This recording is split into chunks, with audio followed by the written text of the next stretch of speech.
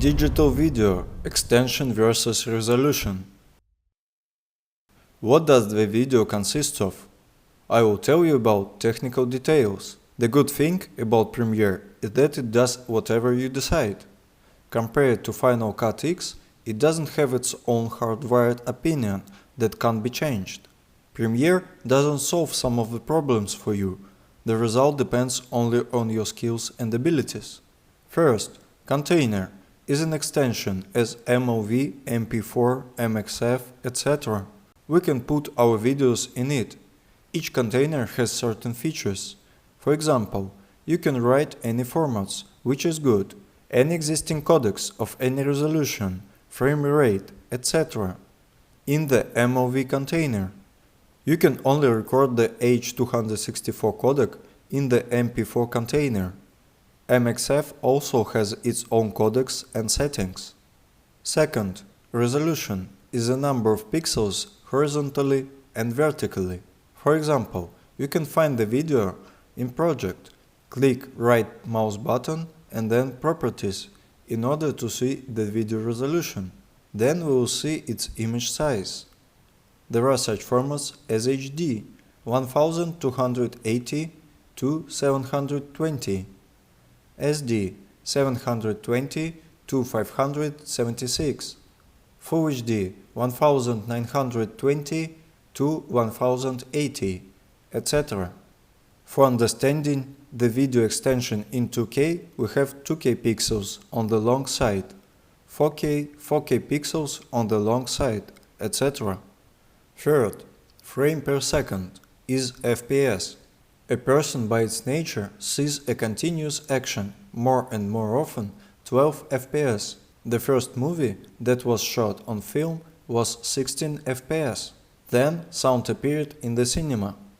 Recording a sound wave on film required a certain length, and 1 second took up as much space as 24 FPS. That's why there is the frequency of 24 FPS. This is not because a person saw 24 FPS as end-to-end action, but because the sound was recorded for exactly this number of frames at that moment. Then all the movie cameras were transferred to 24 FPS. So now we perceive silent films as accelerated video. Although we are just used to the fact that silent sound was shot accelerated. In fact, it was filmed and shown in real time. Just because of the difference in movie cameras, these accelerated images appeared, which then everyone got used to, and it remained so. The frame rate that appeared in the Great Britain is 25 FPS, because it was attached to televisions and to the broadcast frequency. So, the TV was connected to the electricity in the socket, and the electricity in the socket was an alternating current of 50 Hz. That's why there is the frame rate of 25 FPS. A frequency of 30 FPS and also 29.97 appeared in place where the outlet was 60 Hz in USA, Japan and other large parts of the world. Since the sound appeared, there was a frequency of 24 FPS in the movies, as before. Now there are all new movie formats, screens that support an increasing frame rate as 60 FPS, etc. Now there is such a thing as variable FPS on phones. It's the frame rate that changes depending on the saturation of the action in the frame. For example, if the action is active, it takes 30 FPS, and if the action is not dynamic, it takes 12 FPS, always removed in one file, in one container. Also, there are shooting frame rates, such as rapids, from the French rapid, that means fast, from 32 FPS to 2000 FPS. So later there is a possibility to slow down them on the editing. Fourth, interlaced scanning. It appeared with the advent of television because the TV, as already mentioned, was attached to the electricity in the socket. It was easier for it to take a picture not in the form of 25 full frames, but in the form of 50 half frames. So the picture was divided into two parts along the lines. Now all the latest cameras and phones shoot a progressive picture, and TV cameras were shot with filters. A video with a full frame is called progressive, P, and a video with filters is called interlaced, I. Fifth, the pixels of a video file are not always square. They can often be oblong to compress videos for broadcast and other purposes. The pixel size is 1.0, and the format is often 1.33, anamorphic to HD. On RED, if you also shoot on an anamorphic image, an aspect ratio of 2.0 is used to compress this image. DVPAL uses a pixel of 1.06. The aspect ratio of NTSC, the old TV format, is 0.91. Finally, there are different options that you need to take into account when editing and know about their existence.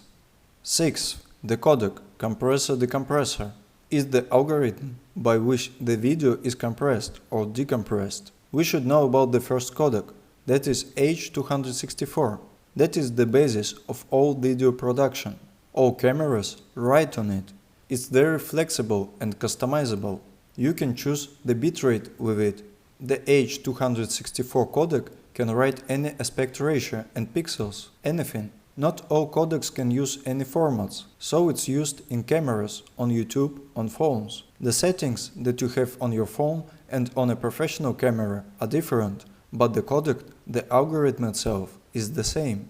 If you work on a Mac, you need to know about a codec like Apple ProRes. This codec was created a long time ago, but it still exists today. Codecs can be divided by CPU load. The H264 codec provides strong video compression, and therefore it causes a heavy load on the processor when you work with this video. The Apple ProRes codec provides a low CPU load, so you can easily create proxies from it. In particular, it can create videos with the lowest compression. I mean, every time you run a video via the H264 codec, you lose quality. For example, if you record it 10 times, even with the highest settings, you will see the difference. The ProRes codec provides the least loss of quality when encoding, so it's convenient to store proxies and videos without compression and transmit the video further for color correction. But this codec has a big disadvantage. It's forbidden to use it on other devices. On the PC, Premiere reads ProRes, but doesn't run it. Theoretically, you can run ProRes from After Effects, but only by purchasing a certain plugin. Plus, you can also run ProRes for some composing programs, for example Nuke and Fusion. Therefore, Adobe bought a similar solution from GoPro Cineform in order to solve this problem. It's practically an analog of ProRes, but it works on all platforms, provides the same compression ratio with the least loss of quality as Apple ProRes. In addition, these two codecs allow you to store video with a higher bitrate, because the H264 codec uses 8-bit videos in any case. The Apple ProRes and GoPro Cineform color gradation can be recorded 10, 12, 16-bit video and use the alpha channel. It can be embedded in the video with these codecs, while H264 doesn't have this feature.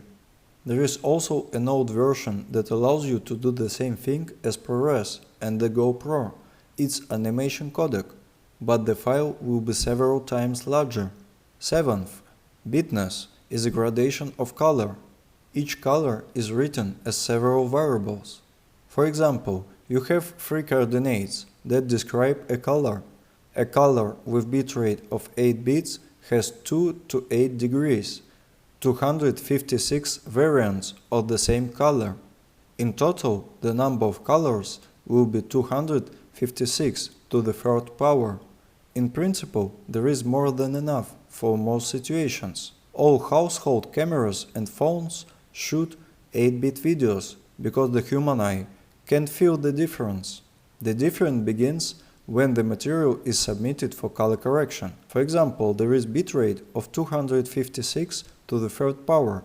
It's 16 million colors. When we need more color space for complex color correction, we need more color gradation as 10 bits or more, in order to color artifacts don't appear on smooth color gradations. If you take an 8-bit video, then you, for example, on the layering of blue color or on the skin tones, the color difference will start to come out. So, if you take a 10-bit video, the color will change smoothly, without color gaps. 10-bit video is 1024 in third power. It's 1 billion of colors. 8th, color subsampling is one of the ways to compress a digital signal that consists in special processing of color information. This is a brief summary of what the video consists of in order to be able to read the settings.